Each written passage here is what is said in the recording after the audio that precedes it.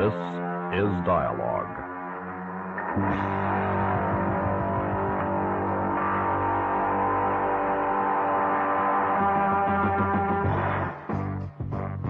Dialogue, a presentation of the Public Affairs and Special Events Department of KLRB News.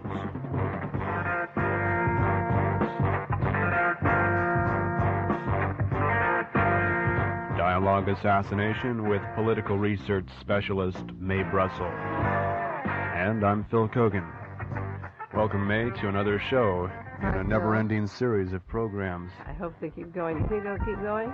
I think so. Oh, last week as long as people want to hear it. Yeah, I think if you want to hear Dialogue Assassination, I think you should write to KLRB and tell them you appreciate having an hour for research on a specific subject. This is a very narrow subject. It's a broad one for me, but in the range of people's interests, a lot of people are not particularly understanding of a whole hour devoted to this program. We have very loyal followers who take tapes and cassettes every week and are in touch with me, and some that I learn about each week that are listening that I haven't been in touch with before. But if you're interested in this show, if you're following it every week or very often, write to KLRB and tell them. Last week there was a disc jockey on, Phil, who announced that if you're interested in this talk show on Saturday afternoon, he didn't mention it by name, to write the station. So I think you should write Box 3094 in Carmel. 3904. 3904, oh. Or my home address, the only Brussels listed in Carmel Valley, or Carmel, and tell them that you want the show, and give me your name and address, because newsletters, or I'm going to talk more next week about a newsletter that is going to be started on the subject of political assassinations. Now, what is Dialogue Assassination about? We try to refresh it for people who just tuned in for the first time. You do it. I have a question here, sort of information overload. There's so much to talk about today. You rehash what it's about. Okay, well, Dialogue Assassination is involved with political assassinations and how they relate to the news that you read about every day in your newspapers and hear on the broadcast stations, TV and radio. Has to do with the events and how they're tied together. And there's a lot of research that Mae Brussell has done over the last 9 years concerning the assassination, starting with the John Kennedy assassination, and a lot of facts that don't quite mesh together and make you wonder. My facts don't mesh with the government facts. Right. And okay. The fact, okay, let's straighten that out. My facts don't mesh with theirs. But you may go into listening to the program for the first time with a certain bit of skepticism, and the people who have been with the program for the 40 or I don't know how many shows have been on now. 9 months. There's still loyal followers, still taping every show. They're starting to wonder and ask questions, and people who thought Mae was somewhat of a lunatic are now acting a little bit differently. Yep. So people are more open to the subject of a conspiracy or a total conspiracy now, because the news is coming in. More lawsuits are coming on people not telling the truth. Information's coming out. We'll go right into the material today to show how we can analyze the news today. Some shows are very specific, where we take one government document and tear it apart and compare it to the research that I've done. And today we're going to take a broad covering of news, because we haven't done this for a few weeks. And one thing I wanted to stress before we get right into that is the fact that you don't have to agree with the program to listen to it regularly. If you just think about what Mae says and ask some intelligent questions and approach it with an open mind, I think that's all that Mae or anybody else could ask of you. Or if you have a disagreement, I'd appreciate your writing it. We've done talk shows a lot of times. I've been on KIDD, and we did it, call shows here at the station. Write a letter with a question, and I'll call your home and answer your question. And you may not like what I say. This is what I always repeat. You may not like what I say, but until you have access to the information, which I'm willing to share with you, you have no right to disagree. I'll show you where you can find out for yourself, and then you come to your conclusion and say, no, I've read that, and I don't reinterpret it that way at all. But I want you to look at it yourself first, and then form an opinion, and not before you examine it. Okay, now let's get right into it today. Okay, now, this is income tax time. Everyone's going to send in their little envelope by Monday and to the Internal Revenue. I have filed my income tax, and I had to enclose a check. And with the check, down below at the bottom of your tax form, there is a little box where you can ask for a refund if you want it, and you put an X. And I have marked the X that I want a refund, and I've written and enclosed a letter for the Director of Internal Revenue. And I'm going to share it with you, the gist of this letter, because there is a group out in Salinas and Greenfield and group in Carmel, Monterey, that are withholding part of their taxes for various reasons. And they object to the war in Vietnam or the amount of money going into the prison correctional system that's abused. My particular reason for wanting a refund on my tax money is that the government was overthrown in 1963 and that a share of my taxes goes to keep the National Archives locked up. And in those buildings would be the proof of the conspiracies to kill Robert Kennedy, John Kennedy, and Martin Luther King. So I sent a letter to the Director of Internal Revenue. Enclosed is my tax form accompanied by my payment of taxes. Below the form is a space to mark when a refund is requested, and you will notice I have marked that area, and I now request from you a return of the amount being paid. To support the existing government in any way is to give approval to legalize murder and the assassination of our former President John Kennedy, civil rights leader Martin Luther King, and Senator Robert Kennedy, a candidate for election in 1968. For 9 years, I have researched extensively these particular murders, as well as those of members of minority races searching their share of American opportunities. My documentation is extensive and includes 8 years of cross-filing of hearings before the Warren Commission and comparing it to government documents. Examining 1,800 pages of Warren Commission staff lawyers to each other on their own doubts, their lack of information, and their admission of fudging the report, I have examined 300 books on the political assassinations, espionage systems, and State Department history to know how these murders were planned, who planned them, what banks were used, and where the guilty reside. There are secret societies existing today to perpetuate the wishes of a handful of extremely wealthy and powerful persons, and before the elections of 1972, their names should be exposed. Among those groups is the Lincoln Club in Southern California, a secret organization behind President Nixon. The National Archives contains proof of the conspiracy to kill President John Kennedy. The arbitrary date of 75 years to examine John Kennedy's code or review the x-rays of his autopsy is set by the past President Lyndon Johnson and President Richard Nixon at the present time. Both men came into office because of the death of John Kennedy and Robert Kennedy. I am familiar with the dirty games the Internal Revenue plays in the scheme of things. Therefore, I am not appealing to your reason in the matter. I simply tell you that I wish my money returned because part of my money will be used to keep those secrets locked up, which would prove the country was overthrown in November 22, 1963. The taxpayers pay between $60 million and $80 million each year for a classification system which is only necessary to conceal from citizens what is really taking place. The Freedom of Information Act means little to the Internal Revenue. In tested cases, they have already turned it around and kept information concealed. Thank you very much, Mae Brussell. Now that is the gist of the tax.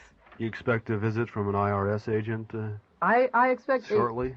No, I expect that they will turn down, they will not refund my tax, and then I will place a suit against them. They have 4 months to answer, to either not answer or to turn me down, and then I can place a suit against the federal government, in which I will throw all of my research and documentation and the reasons why. I have articles and proof that it costs between $60 and $80 million a year to keep the National Archives going. And I have a list of what is in the National Archives that pertains to my particular 9 years research. And as a citizen of the United States, I'm not going to pay the keeper to lock up the answers to my research. I know what's there and the proof that the government was overthrown. Now, if anybody else that's listening, is turning in their taxes, wants to put an X on a refund and join my class action or suit or join in with me, they're welcome to do it. You can think about it if you have the courage. There are a lot of people complaining about taxes. There aren't many people that have the courage. And there's a lot of people that say, well, I haven't done the research you've done, so I don't know enough about it. But if you just take the autopsy x-rays of John Kennedy that weren't developed and ask why one man can decide who sees those x-rays, like Dr. Latimer went in the National Archives a month ago and said, I was selected by Burt Marshall, an attorney for IBM, to see those x-rays. Now, Dr. Latimer was a urologist. He was a urologist. He saw the x-rays, and by seeing the x-rays, he said Oswald did it alone. Maybe you should explain what a urologist is and what a person who examines x-rays is called. Well, should I make some jokes about it? No. Yeah. Okay. Maybe he went in there to piss on the x-rays, and who knows what he did in there. I don't know. He looked at the x-rays of John Kennedy, and he said, Oswald did it alone. There's no medical doctor licensed in the world that can look at an x-ray of a body and tell you who shot a gun. That's impossible. All he was supposed to say is where the holes were and how many. And the very proof that he came out with this answer shows what the intentions were of having them there. But the big problem is who selects the man that gets the front page of the New York Times and CBS and NBC and all the media to proclaim the gospel truth again. Now, last night did you see Channel 2 on television? They're doing a series called The 60s, a year of the 60s. I didn't. They're carrying a whole series on what happened through the years, the turbulent 60s. And TV Guide wrote it up as we're describing the year 1966. Last night they were on, this was Wednesday night. They were on doing 1966, and they were going to prove that Oswald did it alone, that he killed John Kennedy alone. Now, this is, brainwashing and hysteria of the establishment to reiterate to the new generation growing up and perpetuate their old lies, because, first of all, the assassination was in 1963, and the Warren Report came out in 64. So it wasn't any excuse to say in 1966 that Oswald was a lone assassin. But the way the show began, it starts off with scenes of violence and TV, and people were screaming and yelling, and children home watching the television were watching women being strangled, in front of the screen while their mothers were out, supposedly, and the American mind was being formed with violence. Then they switched to the tower in Texas where the Whitman boy gunned down 34 students, and he went berserk, and they had this gunning on that camera. Then the camera switches to the Boston Strangler, and he's being taken off. And the law enforcement man is saying, well, a lot of nurses will sleep better tonight now that he's locked up. Then they go to Chicago with the Speck boy, and they speak about the one nurse that got away, but 9 were strangled and tied by the neck. Then there's a cut to Illinois where Congressman Percy is talking about his daughter, and his wife is saying how the child was in her room and she was murdered in her sleep. And then a switch to In Cold Blood and the family that was killed out on the farm, and the men being taken off to the gas chamber of this crime.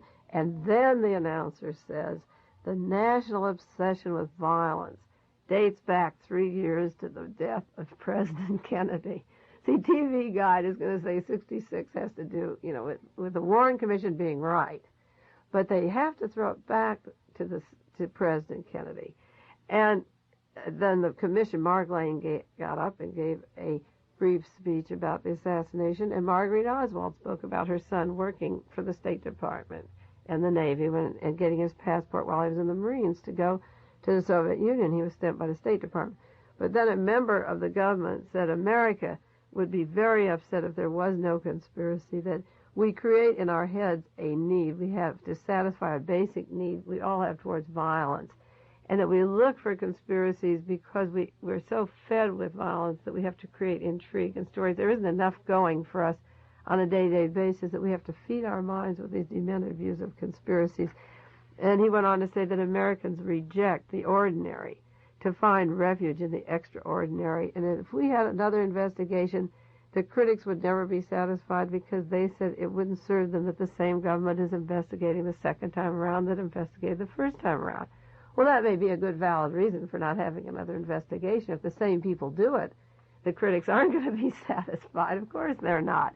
And then John J. McCloy got up, one of the members of the Warren Commission, introduced as former president of the World Bank, and he said, why, we have our own integrity. We couldn't say that anything that wasn't true. The members of the commission are our own integrity at stake, and you only had to rely on common sense to get this Warren report together. Well, I read on one program weeks back a commission document I have of John J. McCloy dated in August, 2 weeks before the Warren report went to press, on the chapter he was supposed to write, and there wasn't documentation for 4 sentences in the whole chapter. He was asking the staff lawyers what proof, what documentation, how can we say this, how do we know this is true, there's no evidence of this, how can we get away with that? John J. McCloy is chewing out the people who are going to write his chapter that he's going to put his name on just before they go to press, that nothing that they're saying has any basis in fact. And then he's on the television last night saying you just had to use common sense to write the Warren Report. And then he went on to say, yeah, you like that? I guess he assumes that people forgot. And where does this, did this ever get into print, what McCloy, you say, said about the Warren Report? No, I'm going to we're going to talk at length on another program about a newsletter that's being in the forming stages now, and we will print these documents of John J. McCloy's letter. And then when a man like that gets on the national media and gives his little speech about how he put his chapter together, that it just took common sense, we'll put the two side by side, his actual letter to the commission staff. And sometimes these radio shows go so fast that it's better to have a printed word to see it, you know, and take down what they're saying. I'm just wondering, though, if you can reconcile the public McCloy to the not-so-public McCloy in the form of his comments about the Warren Commission. Well, you know, you can't. It's just like reconciling the public, Mr. Kissinger, to the private at the Security Council meetings, National Security Council over India and Pakistan, or the Pentagon Papers, the public McNamara and the private one, or Henry Cabot Lodge. There is a big discrepancy, or the ITT situation going on. What we're going into is the age of truth. It may be the age of Aquarius, it may be the age of truth. And we're going to publicly expose the two versions of each person. That's what I'm going to try and do. I do this every week. I try on the radio show. You know, Bob Dylan has it in one of his songs, even the President of the United States must sometimes stand naked, you know. And we're going to see some of these people a little better. We're going to take off some of the clothing of these particular political drapes and judicial robes and see what's really underneath them, you see. The program ended by saying that Oswald died by the gun, and with him the full story of the president's death may never be told. Well, they have a very final sanctimonious thing about this section on violence on the 60s. It was played, but the point is this: Jack Ruby, he was alive, and there was more to be told that Jack Ruby knew about Oswald. He killed Oswald. And the story didn't die when Oswald died, and it didn't die when Ruby died, because the investigation still continues all over the nation, and we'll get to the truth. It isn't difficult, and we'll just stay with it every day. I have to bring in, there are so many headlines this week that I really don't know where to start. And that IT&T thing fascinates me. Are we going to be talking about that at all? Or well, I should say, are you going to? I'm going to be asking questions. I'm not going to talk about it today, except the fact that it's very important that Mr. Nixon, President Nixon, has not allowed his White House aides, Mr. Flanagan or other aides, to testify before the Senate Investigating Committee on the ITT. And the Senate Investigating Committee has said that they therefore will probably turn down the nomination of Mr. Kleindienst this week, that he, if the president wants to make his nominee for Attorney General sacrificial lamb on the altar of executive privilege, that will be his responsibility, Senator Irving said. Now, I as a newsman really found that interesting, because what the president did is he used his what's called executive privilege to keep his aides from having to testify before a Senate committee. Yeah, that's sort of like the people say when you take the Fifth Amendment.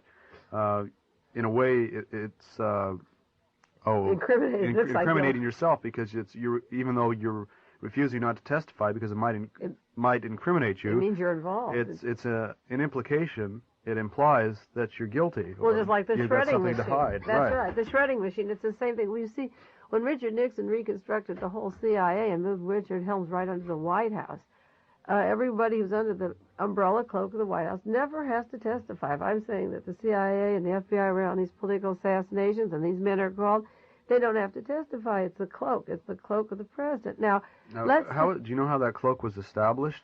I haven't gone into the history of that cloak, but every week I am coming into new channels of information because it all is fitting together. But this is a very serious problem, and as important as anything we can say in terms of dialogue assassination. It's almost like having a National Archives every day for current events. Well, sure. See, the president. To hide behind. The president should have no immunity. He has to account to the people, and nobody that he hires.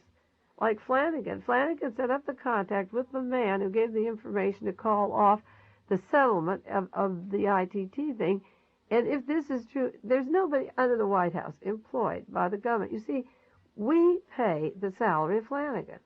Your taxes pay the salary of Flanagan. When I came in this morning, somebody, a nurse in town, was objecting to her high rate of taxes, living a very Spartan life and just making it with nothing going outside the minimal requirements of existence. And I said, well, join my suit. The taxes are paying these men to keep these secrets and to classify them.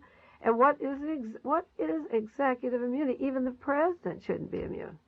I don't think J. Edgar Hoover, Richard Helms, I don't think anyone in the national government should be allowed. Well, it seems, let me ask you the question, since you're the one who's being interviewed each week, sort of.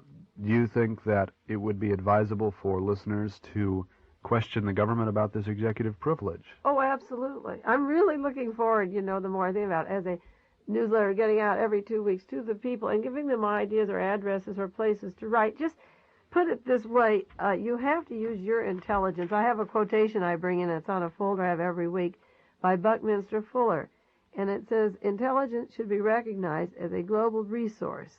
Thinking is a consciously disciplined separation of relevant feedback from irrelevant feedback. And people should recognize that this human resource isn't one or two people that have a particular, like an oil here or mineral here. Intelligence is in each of us. I am not more intelligent than anyone listening to my show. And I am talking a language that people, I hope, are understanding. This is why they stay with the show, or it's getting attention, at different levels now and spreading around the country. You out there have the intelligence to figure out what's happening. All you don't have is the energy or the dedication to put your arm down to a piece of paper and move a letter along. But if you figure out what's happening, even the Senate committee was incensed by the president saying, no, I'm going to use executive privilege. And this is one of the things as important as Amchipka or the marijuana thing that I signed that sheet this morning for you. These petitions. There should be petitions against executive privilege in some form. People should really recognize and even put it on a ballot if they have to, that the wheels of judgment, they have their own archives, a day-to-day, and we're going to go into another. Well, Senator Tunney is on the Senate Judiciary Committee. Maybe he'd be a good one to write to ask about that. Exactly. Senator John Tunney here in California. The executive privilege, at what point does it stop and can that be overruled? What does that include? It must have a boundary.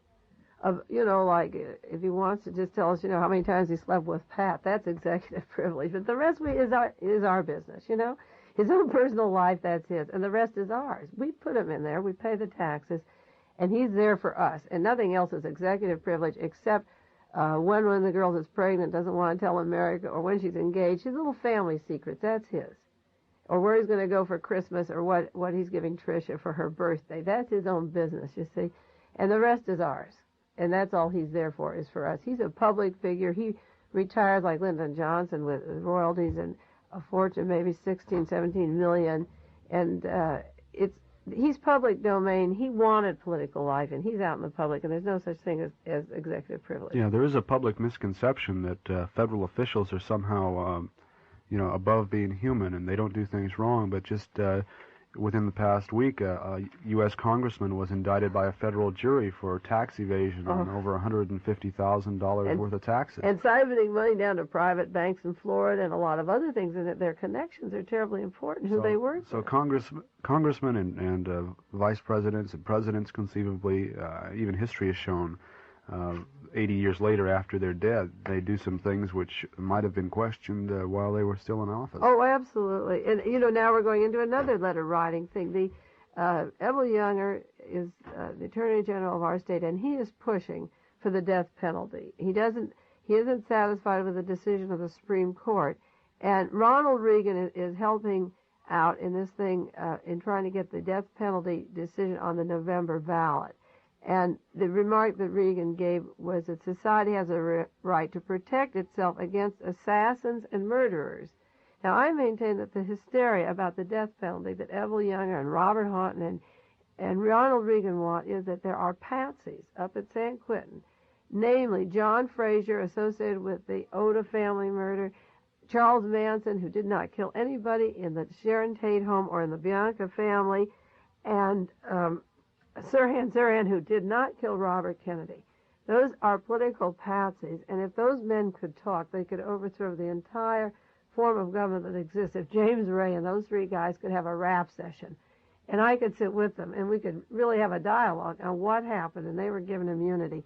The real people that are continuing these assassinations, the Himmler, the Goering, the Hitler of our United States, and this can be documented over and again, they are, and I'm going to say this, Richard Nixon, John Mitchell, Evelyn Younger, Robert Houghton, and Chief of Police Davis in L.A., they are perpetuating a system with provocateurs and decoys and patsies, and the anxiety and the hysteria to get these murderers legalized in their death penalty is a thing that they have in their heads, because these men, as long as they're alive, know the truth. And if the truth comes out, it topples our whole system.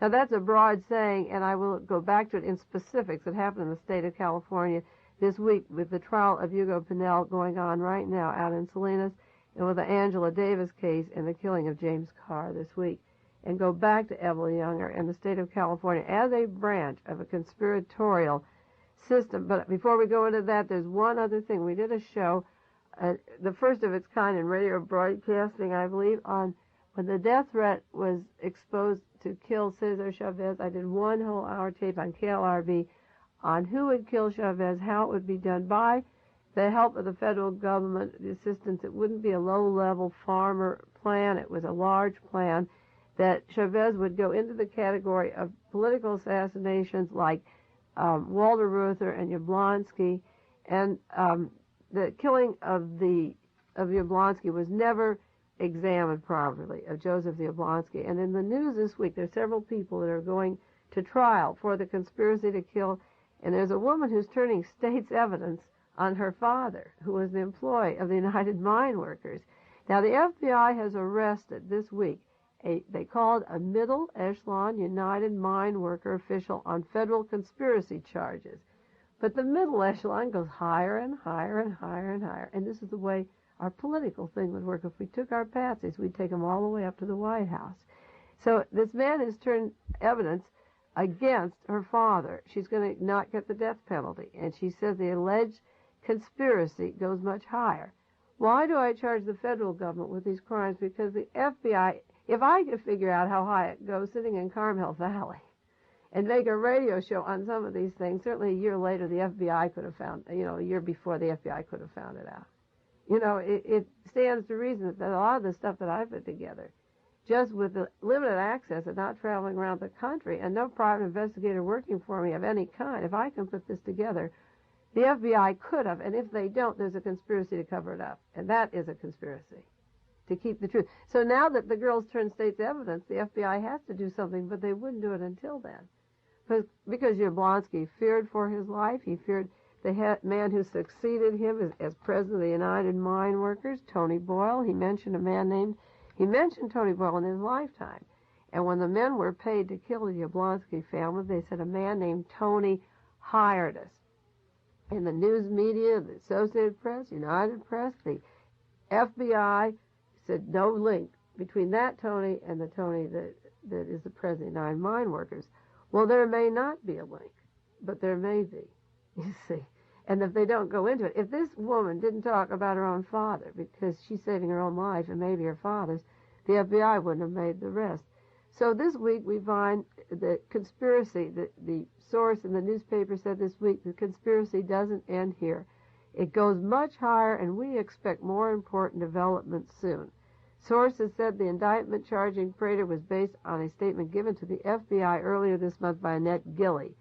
William Jackson Prater was arrested in Lake City, Tennessee, for conspiring to interfere with the rights of the union members. But it goes beyond him even, you see. It's going to go even higher. And this particular woman Mrs. Gilley, sat with her father, and he's 63 years old, a retired coal miner from La Follette, a former president of the United Mine Workers local district. And he's been charged with murder and conspiracy, and now it's going higher than him. It's going to keep going. Okay, we will continue with Dialogue Assassination after we identify the station. This is KLRB Carmel, Stereo 101.7, serving you 24 hours a day.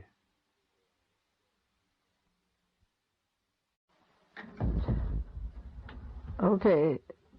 Now, Phil, in addition to researching at an academic level what happened in the past political assassinations, and we say each week how it affects today's news, if all of this research that I've done for 9 years could save one life, hopefully many lives, but if it saves one life, it will be worth it to have felt that I accomplished that much in my lifetime. And I'm going to take time now. We're going up to the killing up in San Jose of James Carr this last week, and I'm going to take about 5 minutes now to talk about Hugo Pinell, who's on trial in Salinas, because I don't want him killed. And if the Department of Corrections knows that people are onto their methods and systems, and we can publicly discuss what's happening to Pinell out there, maybe they'll cool down on their attack on him. Pinell has been in the prison system for 1965 and went in originally with a charge of rape that went from 3 years to life. He's the one person out at the prison who has been admired by the black, the brown, and the white, and he's very strong in cooling racial dissension. And the prison administration do not appreciate his handling, being able to handle these various people in the way that he does. He has a talent for doing that. He's known widely for a long time that he's beaten continuously at the Department of Corrections. That more than any other prisoner, he's beaten by the guards. That's pretty Yeah, this can be statement. documented by people who go in and out of the prison system, and the information I get is from somebody that has worked closely with the prison system, so closely that when the original shootout came, the intention to kill George Jackson, which failed the first time, she was aware of it, and people that work with her are aware of it. I have sources of information from people working at Soledad that he has been beaten continuously more than any other prisoner. He's well, if people know about it, why has it been They continuing? don't know about it. This is why I'm using the information. Okay. It's hard to get access to the people about this. If they want to know about his beatings, go out to Salinas now. And at the court yesterday, he showed the welts and sores and marks where the guards had beat him up this week, and showed it to the jury. He's one of the San Quentin Six that is flown up every week for the hearings. The shootout, the breakout where George Jackson was killed in San Quentin. He was up there at the time. And he's on trial down here for killing a guard. He's at the Adjustment Center at Soledad. His trial's going on right now, and you can attend it at the courthouse in Salinas. He appears every Friday for hearings in Marin County. This is the second week of his trial where he's charged with the death of correctional officer McCarthy. The trouble is that the Soledad brothers were acquitted of the charge of killing a guard at the correction centers just this last month. But Pinell isn't getting the publicity. Even the Monterey Herald doesn't have a reporter out there. You might go out there and cover a news story of this trial, Phil, and just get an eye-opener of what's happening. The Monterey Herald isn't even sending a reporter out to cover this. It's not in the papers every day. So that I'm using my radio time very gladly to tell people about Pinell before we get up to... We're going to talk about a death that could happen and then one that happened in San Jose this week. And they are related to the same system that's coming down. 3 witnesses heard yesterday in the correction systems. 3 different witnesses testified in the trial that they heard in the Department of Corrections that they're going to get Pinell. They're going to kill him, just like there was talk of getting Jackson. And verified witnesses would hear all along that they're going to kill Jackson. They're going to kill him. Well, Tuesday, 3 officers from the Correction Department attacked Pinell in the Adjustment Center. The name of one of them was Kaiser, the other was Sergeant Danner. And the head of the Adjustment Center, Mr. McHendrick, and the associate, Mr. Morris, supervised while 3 officers beat up Hugo Pinell in the Department of Correction Center. And he went to court. He was badly beaten, and when he went to court Wednesday, he showed the jury his welts and beatings across his chest. Now, Mr. Reinhardt is a guard from the Soledad Correctional Center who escorts Hugo Pinell to the courtroom. And during the recess of the court on Wednesday, he moved to Pinell and offered him and said, "Hey, man, I want to slip you a gun so you can liberate yourself." this is similar to the George Jackson shootout kind of thing, and Pinnell refused. And then the guard was heard to say, "I'd give anything to see this gun unloaded. I'd like to see your brains blown out," he said to Pinnell. And Pinnell wouldn't fall for the trap. And Pinnell went into the court after the recess and told the people around and his family in the front row what took place, that he was offered a gun, for this shootout. There was a book review of George Jackson's new book, Blood in My Eye. It's a review by a man named Bob Barber. And I'm going to read three paragraphs from the book review of George Jackson and bring it back to the Pinnell case.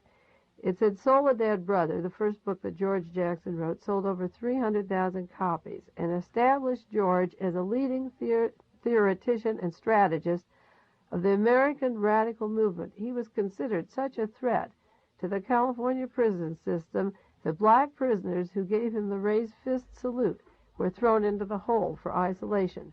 Blood in My Eye, his new book, confirms the theory that the state of California had more to lose in allowing George to continue to act and write than it did from the repercussions which resulted from the killing of him. This is in the book review. Where did this review appear? This came out from the L.A. News Advocate. And there are many people onto the fact that the California prison system did kill George Jackson, and they had more to lose in allowing him to write than they did from killing him. Another paragraph of the book review says, in recognizing that many segments of the left are unwilling or unable to join the People's Army, Jackson called for a struggle based on participation from each according to his ability. Each partisan outside the vanguard element should work at radicalizing in the area of their natural environment, the places where they pursue their normal lives. End quote. I think in that term that what I'm doing or what you're doing with this broadcast, what people could do is take from their own lives, go out in your natural environment, go to the trial at Pinnell and see him and see the welts and see how the guards are treating him at this trial and how they're offering him a gun to have a shootout, which guarantees his own death. Watch the parallels to the George Jackson thing, mumbling about wanting to kill him because he wouldn't accept the weapon. You see, the book review has one more paragraph. As theoretician, writer, and tactical leader, George Jackson has taken his place with Malcolm X and Elridge Cleaver as a key figure in the political growth of the new revolutionary movement in America. That so many whites can trace their politicization through Malcolm's autobiography to Soul on Ice to the Soledad Brothers indicates the movement draws inspiration from the lives and writings of the blacks. Now, this particular point that I want to mention is Pinnell was known among the Mexican-American, the white, and the black as being cohesive and bringing them together. And part of our system is to split these people into groups. They don't want this cohesiveness, and they don't want these superior minds that are evolving in spite of oppression and prison system telling the outside world what life is really like. They're becoming like Gandhi after his time in jail and Martin Luther King in a combination of political experience and genius and deep-seated religion and care of brotherhood. The message is very strong, and it's coming across to all people. And too many messages are going to topple a system that can't handle this kind of intelligence, this human intelligence, a resource we're talking about, that each one has. And the system comes down on these people. Now, there was a tight order of the judge in San Jose on the news.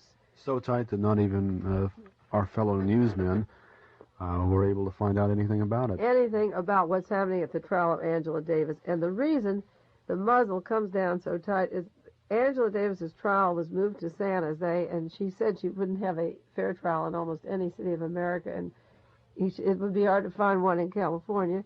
Since her trial started, there's been a jail breakout, which was staged, where a man was killed on the streets. Wait, so you said it was staged? Well, I believe it was staged. The man who broke out of San Quentin earlier was moved down. He's an expert at jailbreaking. He was moved down to the area where Angela was, and while her trial was just going, these men flew the coop, killed on the streets. It's a very dramatic coincidence at best, and we could maybe do a show on San Jose law enforcement. Again, it ties into the California system. But you're saying that a man who was experienced in jailbreaks was moved down purposefully Was moved from San Quentin. Well, to lead this thing, or to give them help in planning it? Because he's dead, we don't know, but it's like taking a man who's a master at breaking safes and putting him at a particular time and place where another safe, if it's broken, would expose one more part of a system.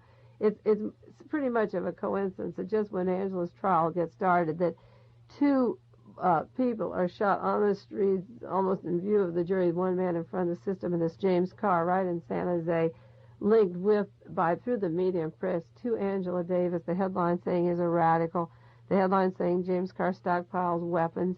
The news is smearing her into a whole repetition of violence at the time that the prosecution is showing movies of the van and the people spread out and the bodies bleeding.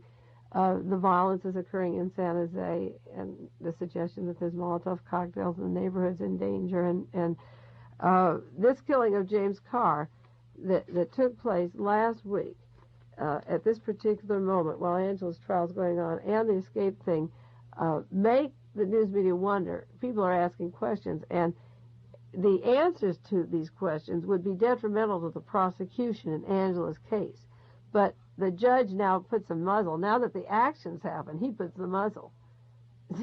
They let the smear out, like Angela, the attorney, for the Carr family, said, that it should be against the law, the conscience of these people, for putting the news that they've put in the last week about James Carr. They should search their conscience.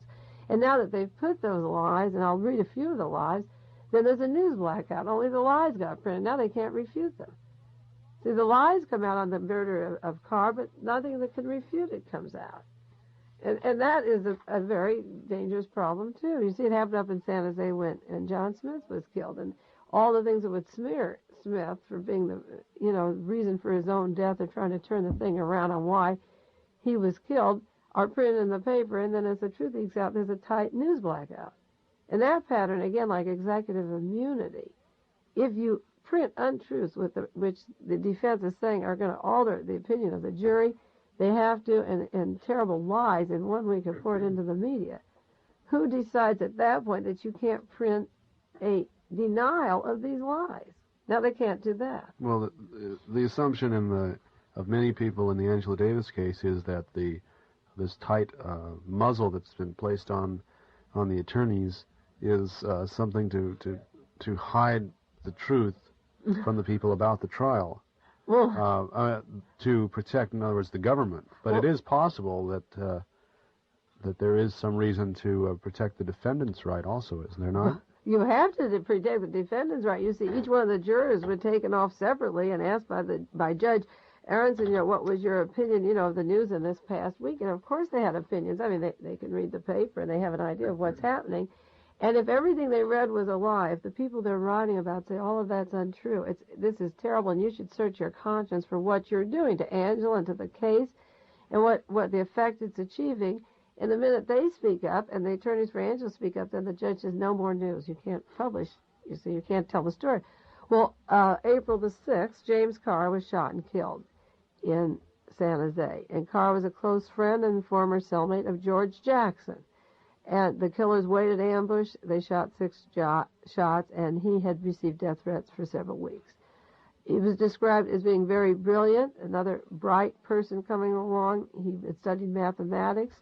He was a good husband, a father, married, living with his family. Last year, he was at the University of Santa Cruz. He was majoring in mathematics, and he was leading seminars on prison life. Well, there's certain people that don't want you knowing what happened in prison life. I'm going to get off from Carmen that a record of Ronald Reagan's veto in California. It's described Ronald Reagan vetoes California back to the Stone Age. But he has vetoed a bill that was introduced to get into the prison system to study the state prisons. And he vetoed the bill by Legislature Murphy on the grounds it was to get in prison reform. And the governor based his veto on the ground that state prisons already have an effective procedure. Well, it can't be an effective procedure. All these cases that are going to go to trial are going to be overturned. You have political patsies. You have staged murders. You have perfectly brilliant, literate people writing about the system. The deal for an ombudsman was turned down last year, and in the paper this week there was a plea. It's going up to the Assembly again. Frank Murphy Jr. of Santa Cruz is putting before the Assembly a plea for an ombudsman to get into the state of California prison system. And Governor Reagan said we have a perfectly adequate system. And he said that prisoners have to learn. This is what they said, that prisoners have to learn to handle their grievances within the system, just as they will have to do on the outside. Well, the prison staff is run by ex-military that have come home from Vietnam or served the services. And the outside of a sensitive prisoner wouldn't have to rub elbows with military if they didn't want. They're impersonal. The outside is a personal life. In the prison system, they have a drug traffic and a homosexual problem forced upon married men and men that weren't drugged before they got in there. And they have isolation and hole as punishment. When they get out, they don't live in a room locked up in a hole with no light or food or contact or toilets or bath. The outside isn't like the inside. They're not living a life inside that they're adjusting to the outside. So the ombudsman thing has to go through. But when a man like James Carr is studying and having seminars, intelligent discussion on prison life, you can see why he's a danger to the existing system. Now, Carr was an admirer of George Jackson, Huey Newton. He shared a cell with George. He said he started me reading. He taught me basic grammar, basic math. And in the Adjustment Center at Tracy, California, Jackson and James Carr shared a cell. And they found that some men didn't receive money from their families. Nobody cared about them. Nobody wrote to them. And some other men got cigarette money that trickled in. So they set up a system where they would collectively pool the money that everybody would have equal. Whatever they got a particular week, they would pull it together and share it. And when they came to that kind of an activity, because of that, George Jackson was transferred to severe restriction at San Quentin Prison. Because of the most basic humanistic needs, he was transferred and separated from James Carr, from Tracy to San Quentin. For a very for establishing that collective. For establishing that collective. A basic need to share a cigarette or a candy bar with a man who hears from nobody. They broke up this humanistic relationship that was happening. Now, the news came out, James Carr was gunned down. And you said that the press rebroadcast, reprinted lies. Well, I'm going to give you 5 lies, and then we'll go back to the news blackout. One of the lies was that Richard Hodges, the attorney for James Carr, gave an interview that said some people thought Carr was a CIA, others thought he was a radical, and I can think of a lot of reasons why someone would want to kill him. Hodges is incensed. He didn't say his client. He isn't throwing out, of course Carr was killed. A lot of people wanted him. He didn't say that at all. I'm sure the attorney, Richard Hodges, has a pretty good idea of why James Carr was killed, and he didn't say this at all. The second statement in the press was Angela Davis stayed at the home of Carr's mother-in-law, Mrs. Hammer. When she got out of jail and had her bail, she lived at that home. This is untrue. She doesn't know James Carr. Angela Davis does not even know James Carr. George Jackson knew James Carr. Jonathan Jackson may have used Mrs. Hammer's car. Angela Davis did not know James Carr. But it's still possible she could have stayed there. She didn't stay there. You see, this is at the time Angela's trial is going out, and the headlines are saying weapons found in the roof of his home, radical is shot, and it's sort of a repetition of a potential shootout that this dangerous member of our society, an ex-convict, is found with all these weapons. They emphasized, when I talk about the intellectual side, that wasn't played up. I had to get that in the small print. The headlines carried the other print, you see. So you're saying Angela Davis didn't know James Carr? She knew of him, but she never stayed at the home of Mrs. Hammer when she got out of jail, and she didn't know James Carr. She knew of him.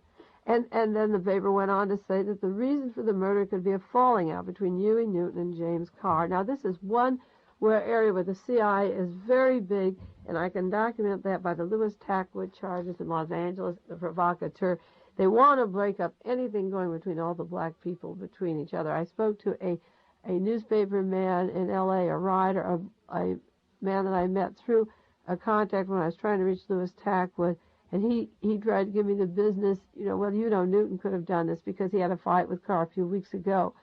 Men employed of the Central Intelligence Agency throw one group against the other without any documentation existing. In fact, to splinter these groups, they're splintering the Muslims, they're splintering these gang wars of the mafia, they're splintering the black people by throwing in agents to turn against each other. And then the population at large throws up its hands and says, well, what can you do? That's a fight between them. There's no documentation at all that Huey Newton wanted to kill Carr. And there's rumors, and there's very good foreknowledge. I had a call, months ago. I had a message about a man who was assigned, to do a hit on Cesar Chavez. That's why I did this show on Chavez. And a friend of mine into the prison system in California, into the trials and things occurring here, was very concerned 2 months ago that something was going to fall down on Popeye Jackson and the prisoner union and Carr, and the men will be marked to be killed.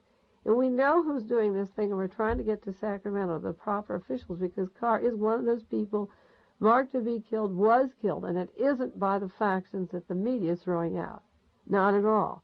Another lie, see the headlines of April the 8th say, James Edward Carr, Roots in Radicalism.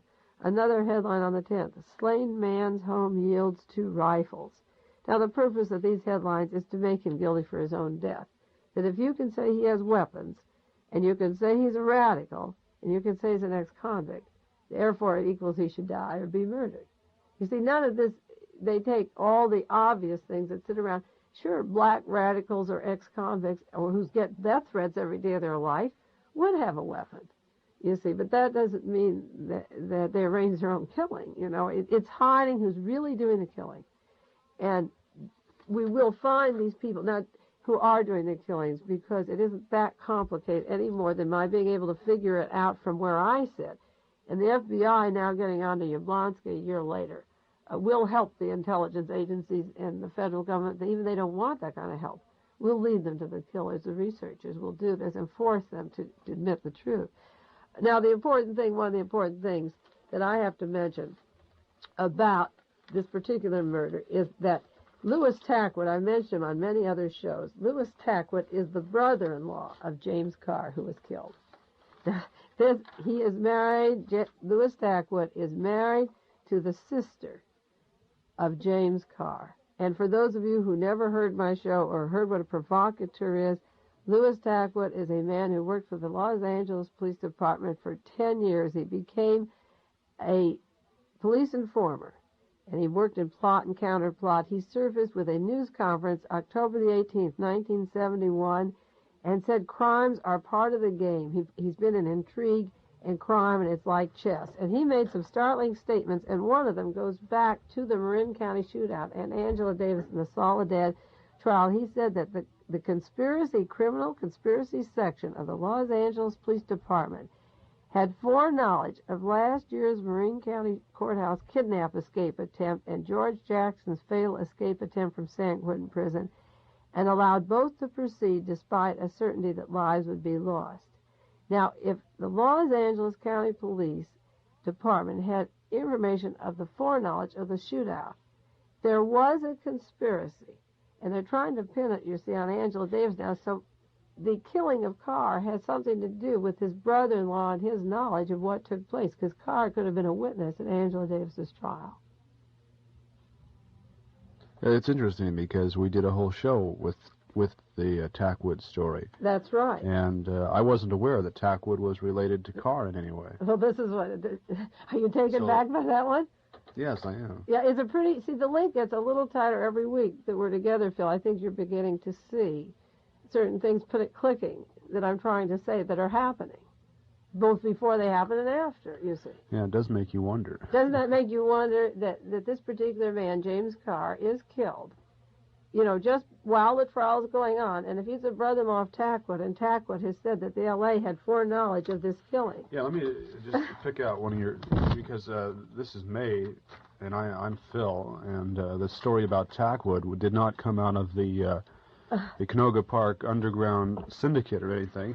The story was printed the October 18th, 1971, the story about Tackwood in the San Francisco Chronicle, which I'm sure many of you are familiar with. It is a respected newspaper in the United States, and the story is about Tackwood. Also is on the LA Times service.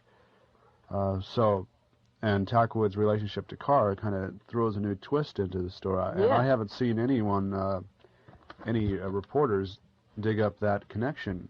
Well, it was brought out in this week that in the Chronicle, in the San Jose Mercury, in the killing of James Carr, down below it had a little paragraph that James Carr happened to be the brother-in-law of Louis Tackwood of Los Angeles.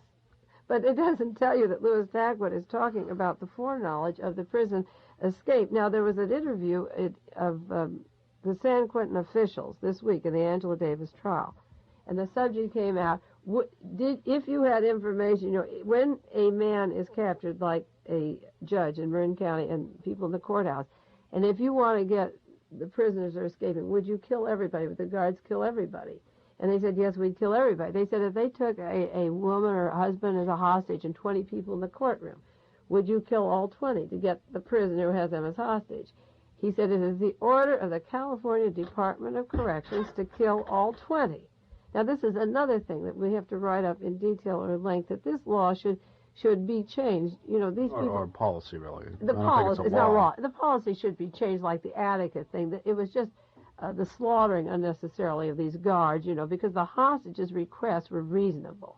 You see, and these men had made reasonable requests over and over again. They're just continuously turned down. But the point is that the L.A. Police Department had foreknowledge of this particular thing. They could have kept the members of this shootout or escape plan isolated and eliminated all of this.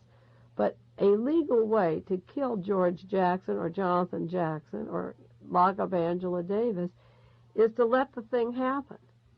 And that's when it's interesting. Tackwood surfaced because he claimed that he stopped being a police informer and got tired of killing and being on the killing end and turning against his own brother when he found out about the San Diego plan, which was he was to hire radicals in San Diego for the convention. It's called Squad 19, and he was to provoke violence at the 1972 Republican National Convention that would be blamed on the leftists. And the object would be to create a situation which would permit the president to invoke special emergency powers leading to the arrest and detention of all political activists in the country. And Tackwood said, I surfaced because of this, but it could be that he surfaced because he had foreknowledge. He said he did of the Marin shootout.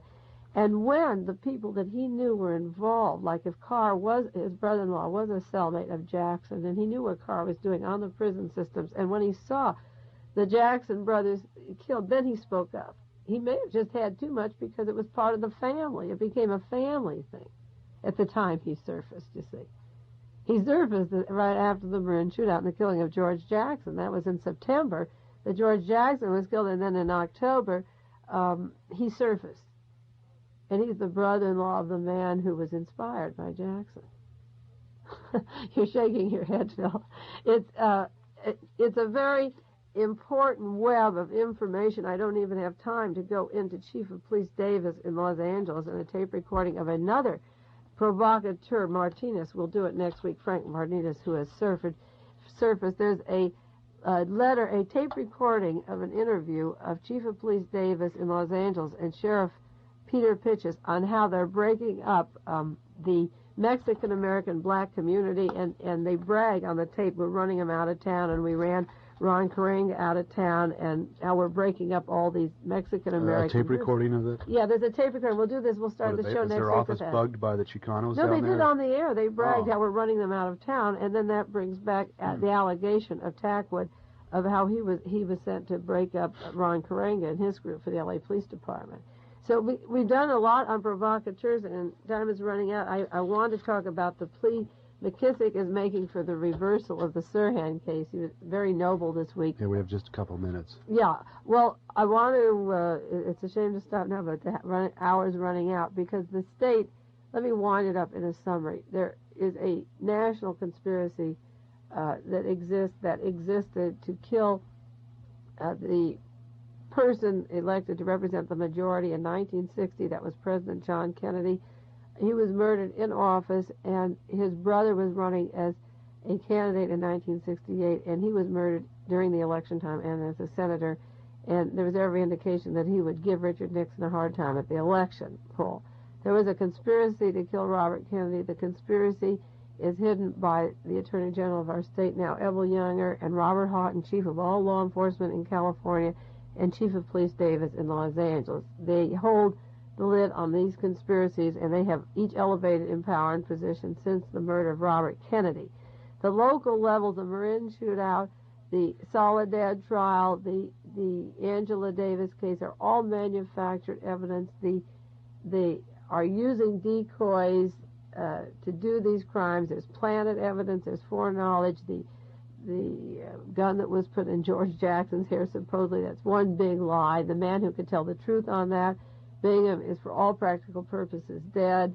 The lawyer is dead, just like Jack Ruby's dead, or Lee Harvey Oswald's dead.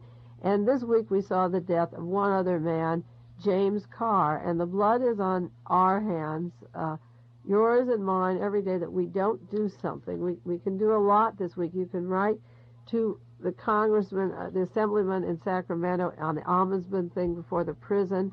You can push that through, and you can, if the ballot gets on the death penalty, work night and day to get that turned away. Write to Frank Murphy in Santa Cruz that you want someone to examine the California prison system. If anybody goes into the California prison system and really examines it, they will find that my work on the presidential conspiracies is accurate, and that Sirhan and these people should have a right to tell what happened.